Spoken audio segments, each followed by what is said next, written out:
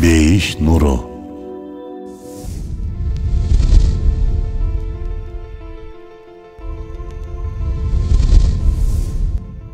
Көпчүлүк философторду түйшөлткөн олуттуу суроо бар. Бул суроо аалам, адамзат, дегеле бүткүл ушул барлыктар кантип пайда болду? Бул суроонун жообун издеп кээ бирөөлөр аалам кокустуктан пайда болду деген күлкүлүү теорияга ишенип алышкан.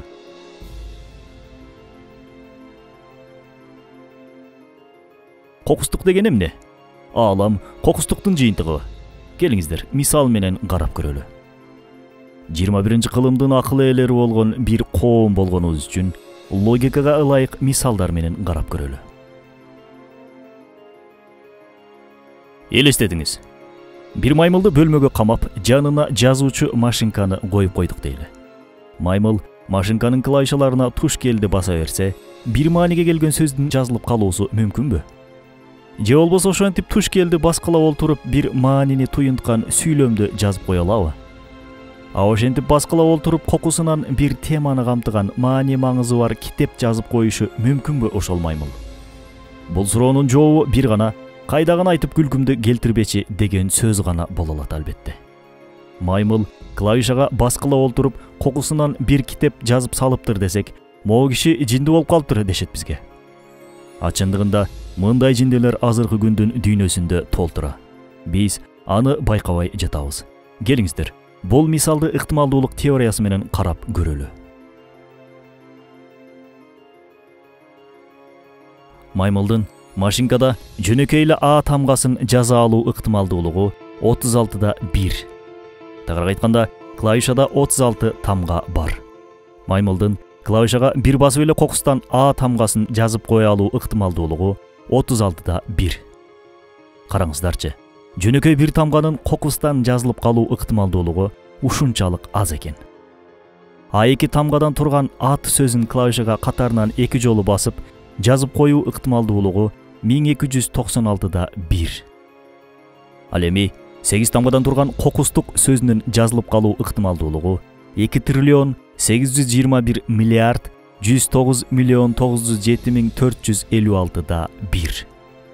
Бир эле сөздүн жазылуу ыктымалдуулугу ушунчалык жогору болсо, бир сүйлөмдүн, же бир теманын, же бир китептин жазылып калуу ыктымалдуулугу канчалык жогору экендигин элестетип көрүңүз. Эми ааламга көз чаптырып көрүңүзчү. Канчалык кооз, канчалык тартиптүү, канчалык таң калыштуу. Галактикалардан тартып атом, нейтрон, протондорго чейин эбегейсиз так тартип бар. Түрдүү жандыктарга караңызчы. Ар бири өзүнчө чоң аалам. Эми өзүңүзгө караңыз. Кандай гана акылмандуулук менен, кооздук чеберчилик менен жаратылгансыз. Бул өтө кооз системалар кантип эле өзүнөн өзү болуп калсын? Кантип эле ушундай бир так тартипке же акылмандуу бир максатка ылайык болуп кокустан пайда болуп калсын бул жаратыктар? Бир эле ДНК молекулаңызды карап көрөлүчү. Сиздин бир эле ДНК молекулаңыздын ичинде 3,5 миллиард нуклеотид, башкача айтканда тамгалар бар. 8 тамгадан турган кокустук сөзүнүн жазылып калуу ыктымалдуулугу 2 триллион 821 миллиард 109 миллион 907 456/1 болсо, бир эле ДНК молекуласындагы 3,5 миллиард тамганын кокустан пайда болуп калуу ыктымалдуулугу канча болушу мүмкүн? Чынында акыл жинди болуп кете жаздайт буларды ойлонуп жатып. Аалам кокустан пайда болуп калды дегендер ошол таянган акылын бир аз ынсап менен иштетсе, биз кантип ушундай бир санырак идеяга ишенип жүрдүк деп таң калышмак. Ар бир өндүрүлгөн өндүрүштүн сыртында ушул жакта өндүрүлгөн деп жазылып турат.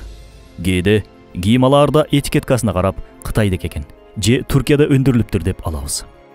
Же болбосо бир кино көрүп жатсак, аягында кинонун режиссеру баланча түкүнчө деп жазылып турганын көрөбүз. Ошол сыяктуу эле чынында бул эбегейсиз кооз жаратыктардын баарында жаратуучунун ээн тамгасы бар, логосу бар. Ал жаратыктар мени Аллах жаратты, авторум Аллах деп айтат. Болгону акыл калчап, жан дүйнө азыгын алып анан кароо керек.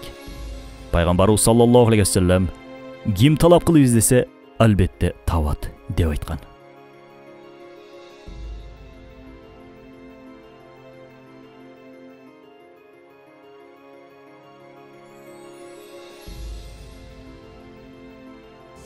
Ролик Рисале Нур аттуу Курандын тафсиринин маанисинен алынды.